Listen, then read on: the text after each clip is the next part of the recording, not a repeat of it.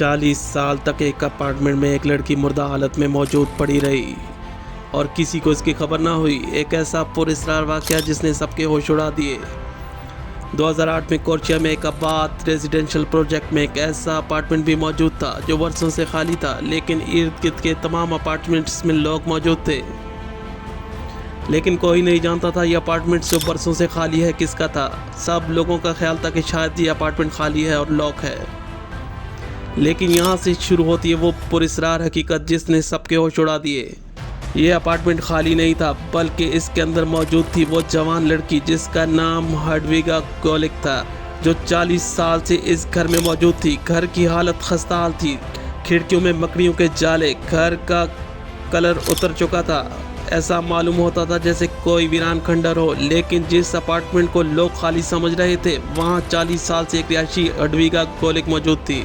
2008 में residential project का सर्वे हुआ तो एडमिनिस्ट्रेशन की तरफ से इस घर के डॉक्यूमेंट्स निकाले गए तो मालूम हुआ ये घर हडविगा गोलिक नामी लड़की के नाम अलॉट है।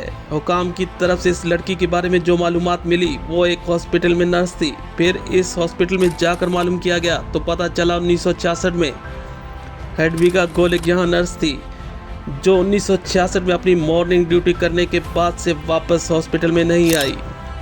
हडविगा गोलिक बहुत पुरस्कार लड़की थी जिसके बारे में कोई मालूमात किसी के पास मौजूद नहीं थी। वो कौन थी, इसके माँ बाप कौन थे, कहाँ से आई थी, कहाँ। एडमिनिस्ट्रेशन की तरफ से हैरानगी जाहिर की गई कि एक लड़की का घर मौजूद है लेकिन इसकी मालूमात किसी के पास मौजूद नहीं।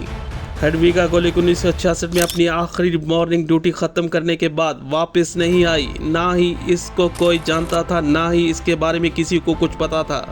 इस कदर पुरस्कार लड़की आखिर कौन थी, ऐसे कई सवाल थे जो एडमिनिस्ट्रेशन की तरफ से पूछे जा रहे थे। आखिरकार सिटी एडमिनिस्ट्रेशन की तरफ से अदालत में एक दरखास्त दायर की गई। हुकाम ने अदालत से दरखास्त की कि उन्हें घर के अंदर दाखिल होने की इजाज़त दी जाए। दो अदालत ने मंजूर कर ली और फिर सिटी एडमिनिस्ट्रेशन के कुछ लोग इस अपार्टमेंट को लॉक तोड़कर अंदर दाखिल हुए। 4 कमरों का इस अपार्टमेंट में हर चीज़ सलीके से पड़ी हुई थी, लेकिन जगह जगह डस्ट और मकड़ियों के जाले मौजूद थे। 40 साल पुरानी हर वो चीज़ मौजूद थी। पंखे लगे हुए थे, बिजली मौजूद थी। इन सब कमरों को बगौर देखा गया, लेकिन एक कमरा ऐसा था जिसका दरवाज़ा बंद था।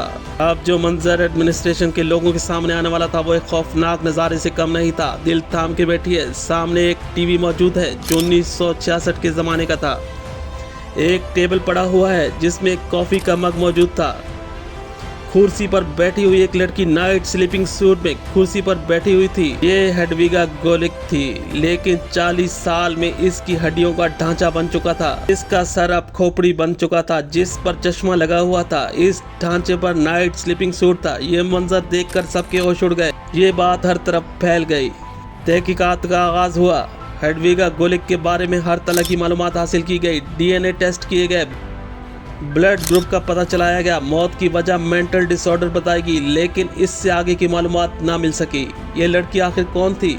हॉस्पिटल में सिर्फ इसका नाम रजिस्टर्ड था, इसके अलावा कुछ नहीं था। लेकिन अब जो बात हुकाम के सामने आने वाली थी इसने सबके होश उड़ा दिए। वो ये थी कि इस घर के सारे बिल और ड्यूज पेड थे, लेकिन ये कौन पे कर रहा था ये कोई नहीं जानता। बैंक की तरफ से जो मालूमात मिली कि वो ये थी कि बिल हडविगा गोलिक के नाम पेड हो रहे थे।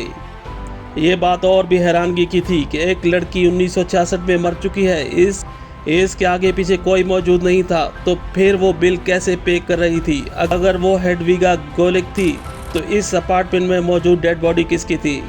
हडविगा गोलिक अगर जिंदा होती तो इसकी उम्र लगभग 90 साल की होती। ये मामला इस कदर उलझ गया कि आज तक भी इस मिस्ट्री को नहीं हल किया जा सका।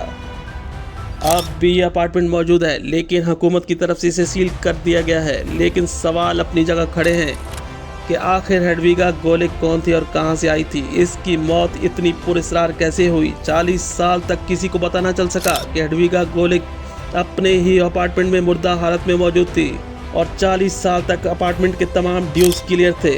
ये हकीकत हडविगा गोलिक को बहुत पुरस्कार बनाती है, जो मिस्ट्री आज तक किसी की समझने में नहीं आ सकी। ये थी हडविगा गोलिक।